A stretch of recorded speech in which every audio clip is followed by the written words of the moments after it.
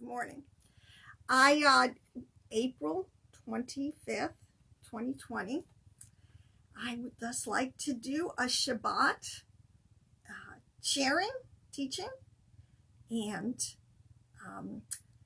I have some things to impart and say. So I hope if you get to hear this, it'll bless you. It's my heart and intention to do that. So today's Parsha is can be found. You can just Google Parshah 2020 today's date, and Parsha is the readings that are done every day and actually cyclically every Sunday throughout. The Christians follow what's called a lexicon, but the Jews have what's called a Parsha, which are Torah readings that will get you through the Bible in a year. So today's Parsha is usually a jumping off point for most sermons and most teachings that'll go on today. And while I'm not going to teach specifically about today's Parsha, I do want to say that it's a lot of, if you look at it, it's a lot of really deep stuff. It has to do with, big topics like clean and unclean, and a woman after she gives birth, and all this ritual that needs to be gone through for purification. But while there's some very deep mysteries, and I'm not going to go into that, what I want to say, one of the reasons people don't understand a lot of what's going on in Leviticus and these things is because the priests, all right, I don't think and I really am talking mostly to my Christian Ephraimite friends. The priests are of the Old Testament. These are not normal. Well, I won't say not normal people. Yes, they're human. They're Adamic. But the point is, these people, they're physicians. Okay? So a lot of what's going on in this clean and unclean, these are like almost physicians looking at your body, trying to determine what is causing your disease or your surface sickness. Okay? These people are scientists. All right? These people are linguists. These people are Torah sages. All right? There's nothing, these are some of the most brilliant minds the world has ever produced. Like Isaiah was a priest, some of these people. I mean, we need to appreciate more the knowledge and understanding that they had. And obviously, language has changed over the millenniums, and sometimes the words used, we don't know what they're talking about. But trust me, this is what we need to come back to and understand. Our ancients knew exactly what they were talking about. And we have to come back to understanding it on their turf, so to speak. So it's important, especially these sages, they understand the mysteries. What that means is they understand what Paul even refers to as the hidden parts of Torah. So I want to kind of talk about this in the context of, now let me just stop there and say, now I have a YouTube channel, I have a website, I'm trying to kind of increase my platform, so to speak, to teach and get out there. But I did a teaching called Yod He Vav He, which people would understand is the tetragrammaton, the name of the most comprehensive Old Testament name we have of God, Yahweh. Okay, and there is a lot of information in that. And my premise, after years of deep study, and I'm going to read a quote from the Dead Sea Scrolls to make my point, to jump off from these, the names of Elohim in the Hebrew, and actually they spelled out to 10 attributes, 10 names, 10, even the word Sephiroth, and the 22 letters. All right. In that, I give a big overview. So if you can watch that, I really highly suggest that. Because it really, in its total simplicity, now simplicity, when I'm using it in biblically, doesn't mean it's like simple, like stupid, okay? It means it is so sublime. It is so ethereal, this is what they're saying, that it's in everything, all right? So the word is so to totality, and are in everything. That's why they say the Hebrew letters are the letters of creation. They actually dance, combine, form, and all the way down from a thought, from being in Elohim's mind as a thought, all the way down to a blade of grass in physicality. That's what our sages tell us. So, but we are, and I want to say again, because of my audience, I'm really trying to reach out in a much more public way than having to, find my very kind of obscure YouTube channel. Ephraim, I'm Christian, aka you are not Christian, you are the house of Israel. You're Ephraim, you're the house of Ephraim, you're the house of Joseph, you're Samaria, you're the northern kingdom, you're the multiplied seed, the fullness of the Gentiles that Paul was referring to. Now, just to put that out there, I don't have time. I've unpacked each of those nuances in many of my, other videos and some of my other live streams. But suffice it to say that this is what John, in the Gospel of John, is kind of saying. He's saying, in the beginning was the Word was God, the Word was with God, the Word was God, is God, and nothing was made except through this Word. And these are two, because it's written in a Greek translation, or we have a Greek translation. And of course, I absolutely believe it was written originally in Hebrew, and we'll go back to the Hebrew letters and words. But logos and theos, it's the same. The logos, the word, the theos, the concept of God, he's the same. And it's the principle. My body, obviously you see my body, that's the kind of look at, and then I have a soul, I have a spirit, I have other parts of my persona, so which you can't see. So those are the hidden parts of me. All right. You can get a glimpse of what's going on in my mind. Obviously, like if you listen to me for the next half hour, you'll get a glimpse of what's going on in my mind. But the Bible is very clear that we are a threefold being. We were made in the image and the likeness of Elohim, it says in Genesis, and the nature of us is we're a threefold being. We're made up of a body, a soul, and a spirit, all over the text. And the thing that's neat, that we've kind of lost in this, because in the translations they're always translating spirit, soul, and soul, spirit, and people don't really understand. There's very defined differences, because in Hebrew you have three words for these different levels: body, soul, and spirit.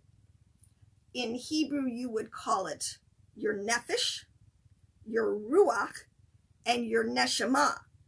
But the point is, there are three very different combined letter words with very specific applications.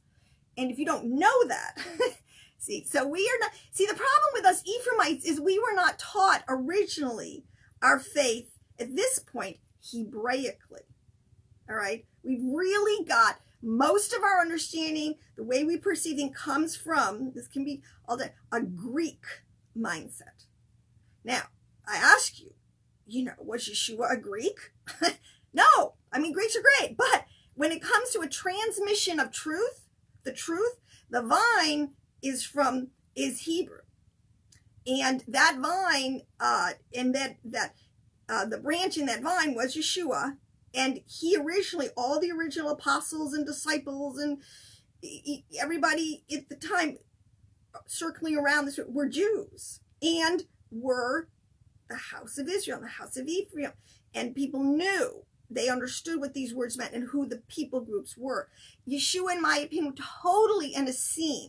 That's why I'm going to read out of the Dead Sea Scrolls here. Because it's not an accident that at the end of the age, here we are, 6,000 years, the Dead Sea would come up out of the earth. It's almost prophetic in itself. The earth would spew out. And this is the group, the denominational group per se, that you could say that Yeshua, John the Baptist, Mary, all of these, Zechariah, the mother of John the Baptist, and I can't think of the names right now, come from. Right, and it's a very important demographic. They've been talked about in history by Josephus and Philo, and there are some other records. Pliny mentions them, but for some reason, it's fascinating. If you like a good detective story, they kind of fell off the radar. But that's not tonight. So there is a fragment that was found in the book of, it's originally entitled the Book of Mysteries. And it is just a fragment, but it's enough to give us a glimpse into the mindset. And you tell me if this is not absolutely biblical. Okay? It says, the mysteries of sin. All right? They know not the mystery to come, nor do they understand the things of the past. They know not what shall befall them, nor do they save their soul from the mystery to come. Now, context, we can know that they do not know what shall befall them. Obviously, this would be people who walk in darkness, because the wicked, the sons of darkness. That's the whole point. They're blind. They don't really know what life is all about, and that their soul is totally at stake. And this shall be a sign for you that these things shall come to pass. It says, when the breed of iniquity is shut up, wickedness shall be banished by righteousness, as darkness is banished by the light. As smoke clears and is no more, so shall wickedness perish forever, and righteousness be revealed like a sun governing the world. Now, that's exactly what our New Testament, Old Testament testify. And that all who cleave to the mysteries of sin shall be no more. Knowledge shall fill the world, and folly shall no longer exist. So you have a contrast here, but it's all in the context also of mysteries. And it's important for people to understand, especially Ephraimites, that the texts are written on many levels of understanding. There is milk for babies, Paul says, but there's meat for adults, for mature-minded people who have really, studied Torah. They're past the meat. You really have it. You have babies, you have youths, you have, and you have old men. This is another way they kind of graph these levels of understanding. The mature are those who have, quite frankly, the mature are people who have harnessed their nephesh soul, their physical carnality. They're in control. All right. They have cleaned out their soul life. All right. They don't have a lot of, they've gotten involved are repetitive besetting sins. And they have in their mind, they have achieved a level of truth to the level of mystery. All right. It's not like that it's being kept from anyone. Anybody can get to the level of understanding mystery. Just read the text and do the homework. The Holy Spirit will graduate you. It's really not rocket science. But let me get to my point here. So it says, the word shall truly come to pass. This prophecy is true. And by this may it be known to you that it should not be taken back. And that's the message today. The gospel of the kingdom has gone into the whole world. Now what we're waiting, now the king is coming. See, the part of the thing is the message is changing up a little bit. And people's consciousness is becoming where the king is coming. We really have entered a season. And you need to be a bride, one of the bridesmaids who is getting oil. Retaining oil in your lamp is another way of saying getting this level of meat and understanding. All right, so that you can understand as things spin out of control and into chaos, which is prophesied it will be, you have a sure foundation, a strong tower, your mind, your body, so you can go through this tribulation, even this great tribulation. And that is my message to the elect. We can do this. And many people will do it very successfully and shine very brightly and be powerfully used by Yahweh with demonstrations of the Spirit's power. So, but this is what I want to read. This is the whole point. It says here, do not all the peoples loathe iniquity, and yet it is spread by them all? Does not the fame of truth issue from the mouth of all the nations? Yet is there a lip or tongue which holds to it?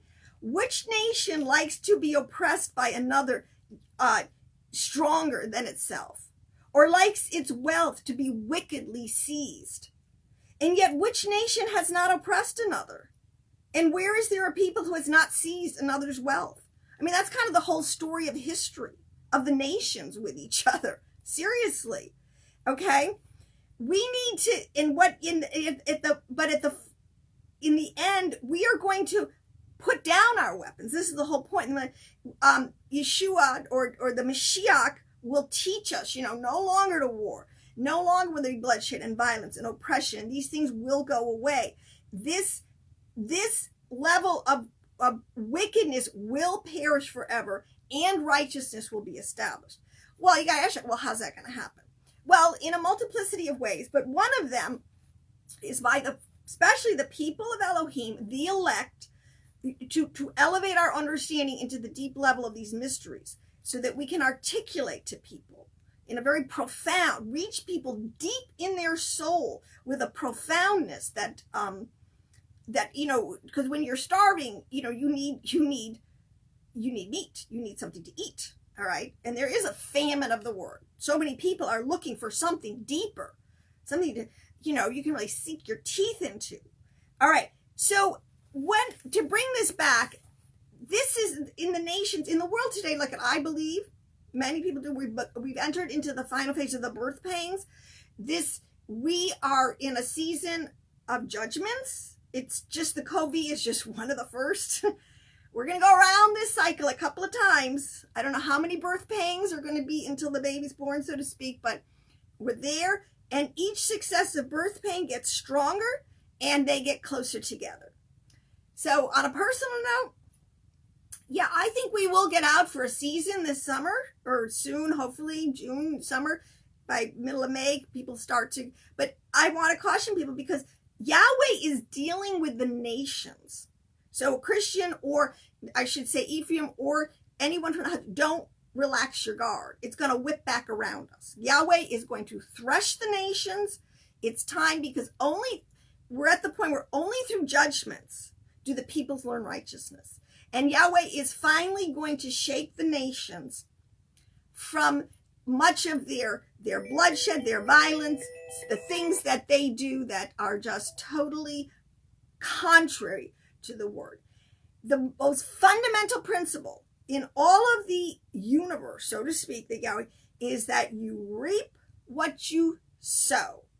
And, because it's just amazing to me how deep this is, and how much people, oh my gosh, we just don't believe it, and then we're always shocked. Well, why is this bad thing happening to me? Or why does, my life turn out like this? So in Matthew 7:21, the Master Yeshua said, our teacher, he said, in everything that people, he summed up the whole law and the prophets, which is by saying, in everything, treat people the same way you want them to treat you. For this is the law and the prophets. All right. It's a very easy system to figure out, that even a child can figure it out. But this is one of the important things I have to say for Ephraim at this time. Christianity, the Ruach HaKodesh is calling people like back into the house, part of gathering the wheat.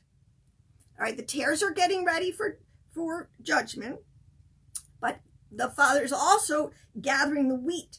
The wheat is people who are on Yahweh's page from the house of Judah, the house of Ephraim, and from righteous, what we call them righteous gentiles from the nations. So the Father has everybody's going to be affected by this season we're going into, and its purpose is to bring people out, bring Israel out from the nations, out from Babylon, out from all the false kind of contrary to Torah ways, and into a collective whole. And the tares, those who just don't want to, I just told you, I didn't make it up. That's what there will be a retribution upon evil. And there needs to be. How are we going to go into a peaceable kingdom and this level, whether you're dealing on the level of nations, or you're dealing in a household, or your own individual nature. So this concept of the triune being, body, soul, and spirit, which I told you has 3 levels of minimum of 3 levels, and it's in this concept of these pards, which is a Hebraic way of exegesis, very, very clearly 4 large categories of interpretation. I have another couple of playlist videos on that. And just look up PARDS, P-A-R-D-E-S, and get to a Hebraic, get to a good Jewish website, and we'll get a lot of information on that. But the Bible talks a lot about seed. It uses a lot of agricultural terms, and because we're in spring, this idea of seed, we were created by seed, right? We were created of the seed of our parents, 23 chromosomes from our dad, 23 from our mom, whatever, and then we become this collection of 48 chromosomes. But, the problem with the modern secular mindset is they only want to deal with, talk about, acknowledge in the realm of the physical. This is the elephant in the room. They don't want to deal with the soul and the spirit. Well, I'm sorry, but you're very late to the table, because centuries, thousands of years of the greatest minds in the world all acknowledged that soul and spirit are as real as any physical item. So this is something we need to come back to. But where do we find this in the text? This is the thing. That we have to get back to these 22 letters, these Hebrew letters that combine to make Hebrew words, that combine to make what is really called a house, a container, a theological construct, so you can understand it. So when I said, your nephesh is your body, your flesh, your carnal. Your soul, your ruach, is your psychological processes in your mind. Okay, this is something that, Freud, who was a Jew, and all these people, it's like, you don't understand it. It's been repackaged. Biblical truth has been repackaged, called, a lot of ways psychology, a lot of that deal with our emotional levels, which includes our desires, our appetites, our emotions, our memories, all these different levels. And then you have what's called your neshama, soul, which is your spirit, the highest level of consciousness that actually there's where you can touch God, so to speak. All right. This is where there really is and can be a total connection between our neshama, our mind. See, we can have the mind of Christ, which means we can have the high level of anointed understanding that Yeshua or any of the great sages or prophets had. It is available. So inside of us is the seed. We're starting with a seed, but that seed is, all right, and this is how the text relay this information to us, all right?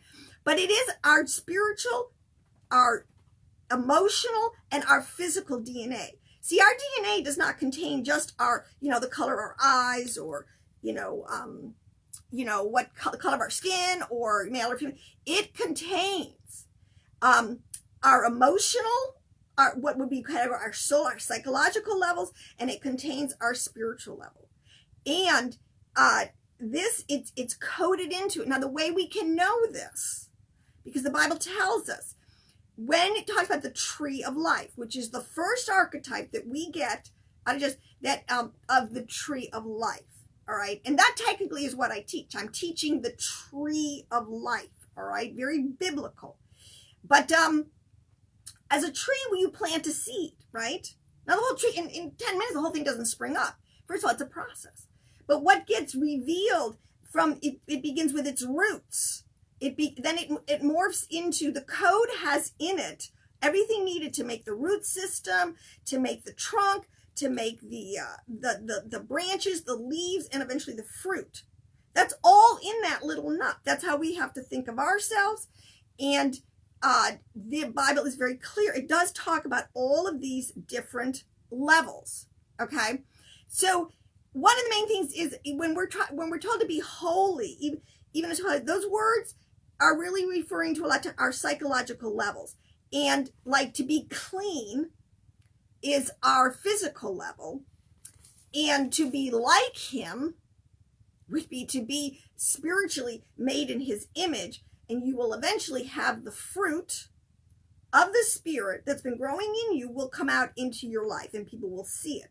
Another thing that I've just sort of been saying, especially to people who know me, if anything I say makes you nervous, well, you can look at my fruit. All right, if you know, and Dennis, where we people, I think that we have a track record. All right, this is a good indicator that we are in the vine, the correct vine, so to speak, because our deeds are not evil. Now, Micah, this principle, once we understand that we have these built-in levels to our persona, and we sin in all of them. You can sin against the truth, you can sin in your body, or you can sin in your soul life. And just to give you a good example, one of the key words in one of the things about this text from the Dead Sea Scrolls is this concept that Yeshua said, for out of the heart come the issues of life. When we have a desire in our soul life, it can be either for good or for evil. I mean, you can have a desire for revenge. You can have a desire for more covetousness. Like it is here, it talks about the nations. I mean, they're constantly trying to steal resources from each other. They're constantly, actually, if you really understand the big picture, Yahweh blessed all the 70 nations with plenty of specialties that they could trade with each other. I mean, nobody does not get something. It's a completely very balanced. If it stayed in its original streams and archetypes, everybody would have shared all their resources. We would have had a plenteous planet. And everybody would have enjoyed all of the plenitude that was located all throughout the earth. Well, that's not the way history has, because we do have what's called an evil inclination. We do have a yetzer hara, a left side. Just touching those in the big picture. But this desire, or we could have the desire to feed, clothe, and house people. We could have the desire to bring health to people. We could have the desire to maintain people's freedoms in the world. So your desire will determine pretty much what kind of fruit is going on. You can have a desire for just folly. Go play Candy Crush for 10 hours a day. I mean, whatever. See where that gets you. In this season, people, should be redeeming the time. This is very important. This is a gift, actually, in hindsight, that if people would take advantage of digging deep into the word and into spirituality and into some of the meat of the word, it will go a long way. But this idea, okay, so that we have desire, and your desire has to be for good or for evil, and it will come out. But even that's a three, body, soul, and spirit. That's a triune. But the text give us so many triune, three examples of how this system works in our body, our soul, and our spirit, our nephesh, our ruach, and our neshama. And we are told, once we, you believe in Yeshua, you don't just leave it there. This is important for Christianity to understand as they come back into the biblical concept of Torah, of instruction. All right. There is righteous instruction on how to live correctly before Yahweh in the text. That's the whole point. All right. These texts tell us in no uncertain terms. And this is why Yahweh can say to all the nations that will be without excuse, because through the history of mankind and in the writings, the 10 Commandments have been known and expounded. All right. And technically, the Israel at Mount Sinai did not invent the 10 Commandments. Yes, Yahweh gave them to them, but he was reestablishing a covenant. He had originally made the same covenant with Noah and his descendants. Now, it's called the Noahide Laws. How to live justly with your neighbor has not been hidden at all. And it's built in, and even if you don't have a text and you lost your Bible or your cut, it's in your, it's wired into your DNA so that you will have a conscience, so that if you start crossing the line and doing something that you sure wouldn't want done to yourself, all right, all these mechanisms start to go into play. But this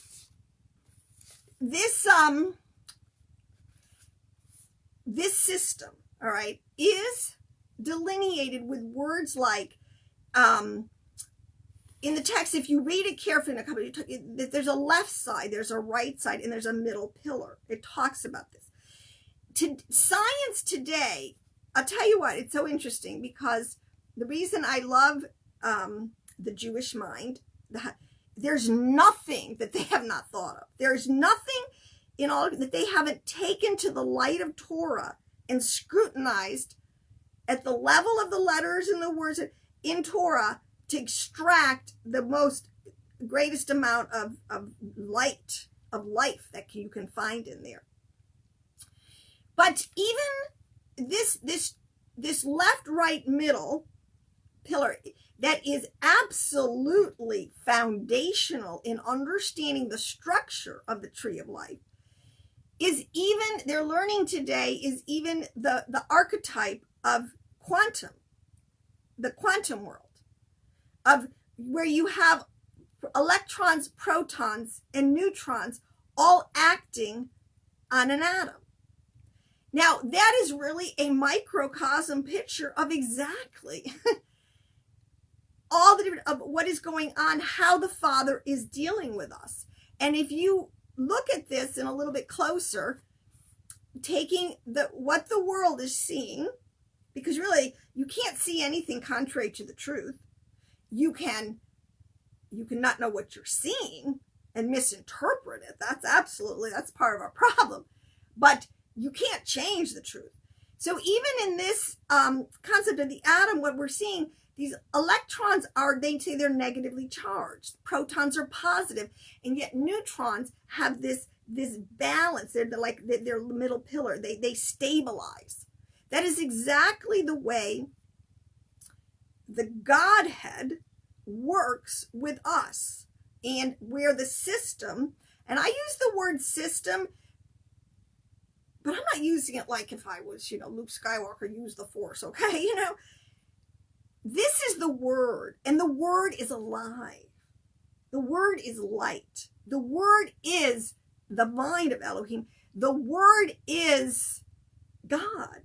So let's not get profane about it. Let's stick with it. Let's be in fear and awe and respect of what this is. But these, negative, positive, and a balancer is exactly what is being expressed. Let me bring this to the word in Micah. Okay, so if you, actually let me get my Bible. Micah chapter 6, very famous verse. But what is the prophet really saying? What that maybe we're not getting? Let me see how quickly I can get to Micah. Okay, after the little prophets get a little lost, I'm at Micah. Okay.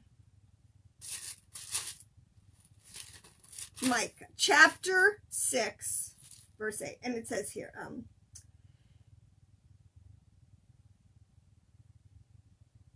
let me just find this thing. Listen, the Lord is called. Do I have it wrong? Oh, yeah, 6:8. He showed you, oh man, what is good. And what does the Lord require of you? To act justly, to love mercy, and to walk humbly with your God, Elohim. Okay? But on a much deeper level, what this is telling us, because if you take these words in the Hebrew, all right, the word humbly, the word justly, and the word mercy, they are coded. They're related to the tree of life. What it's giving you a picture. Justly is the middle pillar. Yeshua wants justice. All right? And what that means is he wants us to walk this perfect line, which is available, between mercy and between judgment. On the side of judgment, which is the left side, which is in a Hebrew word called gevera, which means fear. The fear of the Lord is the beginning of wisdom, right? I mean, it's not an accident it says that. You need to have a fear and a humility and an awe, because the Father is supreme, and he can, like it says today, judgments come upon the world to teach the nations righteousness. So when things get so out of whack that he has to do things on biblical scales, you really, and it's a awe, it's a wonder, it's like, oh my gosh, fear and trembling can enter, for rightly so. I mean, Yahweh, when you read the story on a deeper, I don't want to say bad, he scared the bejeebies out of Pharaoh in the sense that the power behind the God of Aaron and Moshe totally took Pharaoh off of his throne. And Pharaoh is just a puppet master for the principality that is over him. And it was a real showdown between the spiritual principality and Yahweh Elohim reinforcing his rule. Saying, no, I'm the high God here. You're my servant. And if I say let my people go, you need to let them go. And if you won't, I have all sorts of things at my disposal to get your attention and make you do my will, which is exactly how the story played out. And we are coming up on a second, they call it the second Passover, the second time when we will not only be taken out of the kingdom of Egypt on a physical level, but we will actually pass over and enter into we will totally be taken. I don't want to get into that mentally, the rapture, the resurrection, what people say. We will just totally, like it says, get to the level where wickedness will be no more. We will totally pass over. But that's another whole teaching. But humbly on this left side, must start with a fear and an awe of what God is capable of doing in our own lives personally. I mean, many times it's like, and many times it's arbitrary and you really sometimes just can't put it in a context. My husband just passed away. I mean, I had no context for that. I still don't really, but I still am in fear and have, what are you going to do, oh man? Are you going to quit? Like Peter, he said to Peter, where are you going to go? Where am I going to go? I'm going to stick with Yahweh and it's all going to be made clear. But mercy is on the other side. Now, mercy is the word hesed, and it really is implying the mercy, the loving kindness that is new every morning. And this is where the first thing that Yahweh is and that he wants us to know, and the first thing that really is his first reaction towards us is love. Okay? That's true. So you got that on one side, and you have the judgment of Elohim, what he's capable of doing on the other side. And these two need to be juxtapositioned in the middle, or they need to come into a balance in the middle where there will be peace and harmony between the two. Because judgment obviously could destroy the world, right? If God did not restrain his judgments, I mean, he could destroy us all in a heartbeat, right? But he doesn't. Flip side, what parent who's just totally merciful all the time and never disciplines their child, what good is that? There has to be a balance. And this is the middle pillar. This is what it means to govern, to judge, to act justly, to act according to the balance, the harmony, the stability that Torah, the instruction in righteousness will give us. That's why you don't, Ephraim, a lot of times today, aka Christianity, your foundations are eroding rapidly because they're not on the real foundation, which is Torah, which is the letters, which is the preserved writings, all of them for us, okay? It's not a 66 book canon. That's about the lowest level that you can get to, and if that's all you can think, all right? It's much. And besides, it says that all the books in the world can't contain all of the instruction that's in Torah, that Yeshua that was restoring, that's in Mashiach, that's in this middle pillar. All right? So harmony and balance, this is what he's telling us. If we will walk according to this instruction, we will have, the world will be full of harmony, of balance, of peace, of prosperity. It will thrive. All right? There will be no enemies. There'll be no woodcutter to come and chop down your trees, which is a reference of talking about wicked principality and powers that come upon us and just try to mow us down. I mean, we see that. COVID, what is it? Who's behind it? What? All right. So this is why two things that are very important in our Torah text, because it's talking about, I talked about in a very literal sense, nations warring against each other. So instead of sharing on a very altruistic level resources and becoming a contributing player to the world, we kill, steal, and destroy, and what we want. I mean, that's all right. That is the story of history.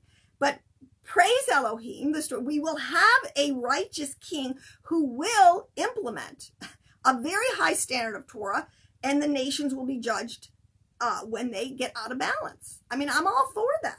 This is what I mean. The government will be upon his shoulders. He has the government. He has the system already in place. It's called the Word. God is the Word, and the Word is God. It's already been from the beginning. So we just need to get on, I would say, get on the Father's page. But in our Torah text, they're talking about these things that we, even Paul talks about our flesh that wars against. There's constant wars going on in our own flesh. What I should do versus what I want to do, what feels good to do. All right. In my emotional, somebody does you a big wrong and you want to hate the person. You want to get revenge. You want to oh my gosh, how could, these are real emotions, but you got to bring it back to the middle pillar. Yeah. An injustice has been done.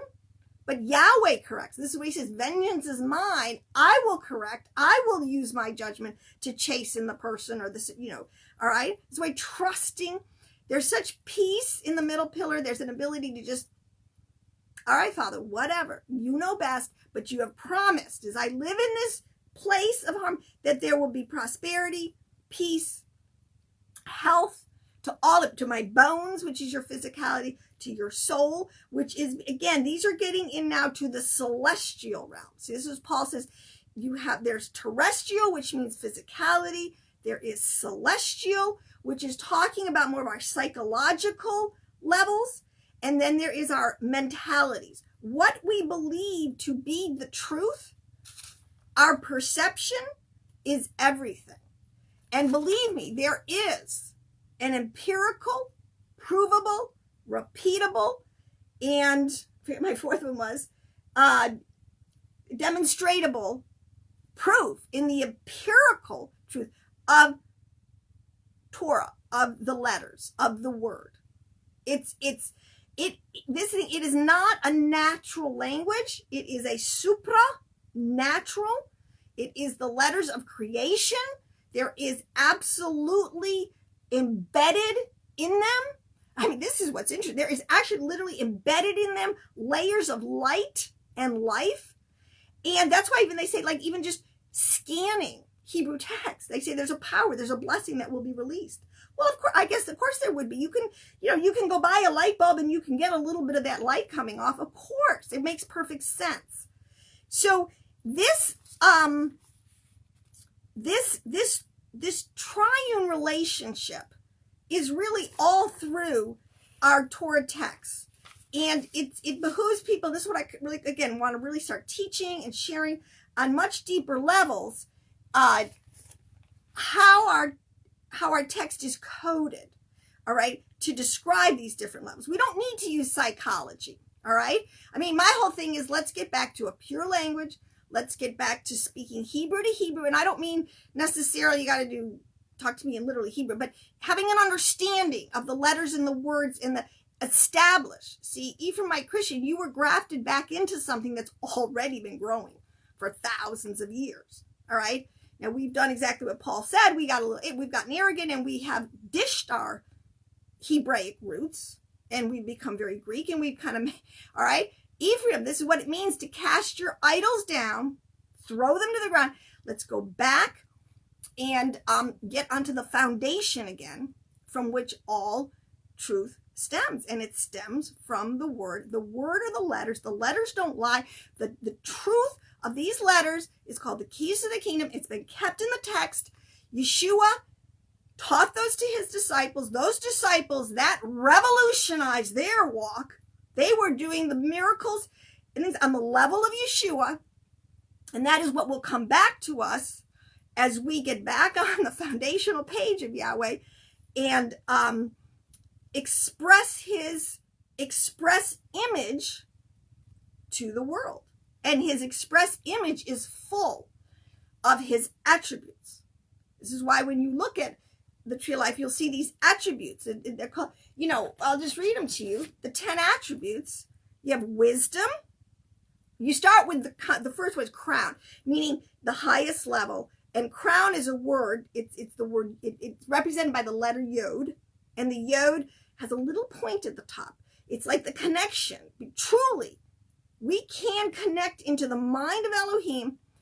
That comes, and that will come down and pour oil on our head. This is all the picture that's being painted to wisdom, to understanding, which is what the text says is the principal thing. We need to get that.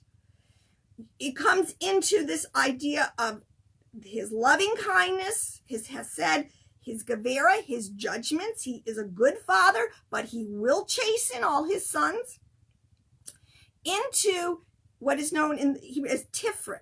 Tiferet is a word. It means harmony. It means balance. Everything that Yahweh made in balance, he said was good. If you really, it's really caught on the second day, he didn't say it was good. That's a real deep mystery. That's something very fascinating in there.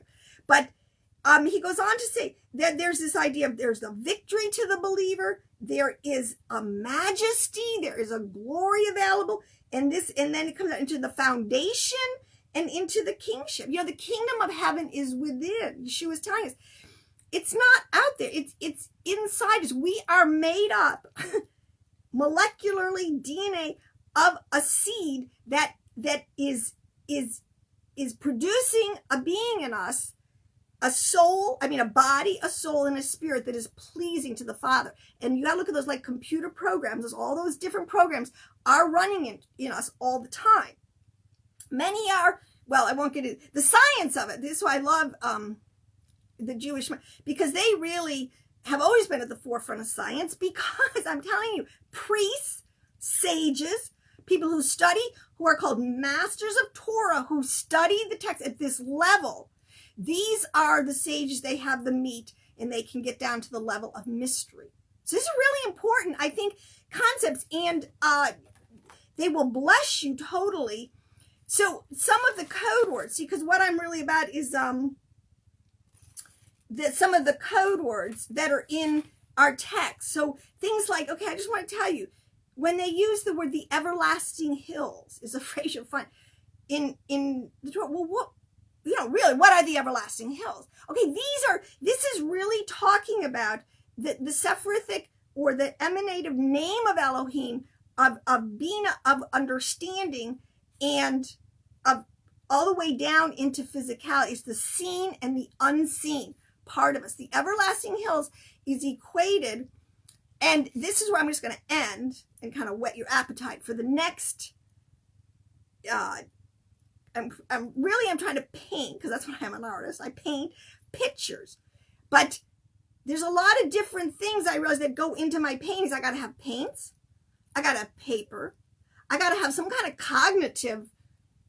I got to see something cognitively that I want to put on the page. So this is all part of the process that goes into it. But the male and the female Hebrew language is gender. All right. There's a male and there's a female, and it's a very fascinating. Let me just find my little, hold on a second. Here. It's what I want to unpack next time. Maybe I can come back later this afternoon. I'm on such a roll. Okay. This is a little nut. Get this on the sidewalk. I pick it up. They're all over the place. But this is something that the sages teach, some of the deepest mysteries, using this little example. Okay? But if you see these two little lobes here, holes, they'll tell you this represents Chokmah and Bina, the right side and the left side, let's just say, of our brain, of our thinking and psychological levels. That's what the language is doing. There's a female force energy in this. There's a male energy to these letters. All right. Wouldn't it make sense? I mean, why break archetypes? If we're made in the image and likeness of Elohim, and everybody comes into being through a male and a female pairing, creating a third, a new flesh, it says, why wouldn't our brains, why wouldn't everything all up and down this this archetypal ladder say the same thing, and it does. So it's very exciting to see the word from the point of view of the letters in terms of this male and female relationship that goes on. It's all over the text, but you're going to see it in the Hebrew. And unfortunately, most modern day Christians, we don't know what to do with it because we don't understand the dynamics, the spiritual dynamics that are in these letters, in the Torah, and are all going to come out. It's all going to come out for the whole world to see, because anyone can learn this. This is where we're getting back to. You don't need any man to teach you. Once you get it, it's just between you and God. You don't need any other man to teach you. So we're coming upon this time, a millennium. It's going to be woe to the wicked. So I said, woe to the wicked. You better get your act cleaned up. But tell the righteous it's going to be well with them. So get oil in your lamp. When the bridegroom, when that's sound of coming, have oil in your lamp so you can just get up and trim your lamp and follow him. So, shalom. Have a wonderful Shabbat. Read the Parshas at some point, and I will see you again on the journey, on the road.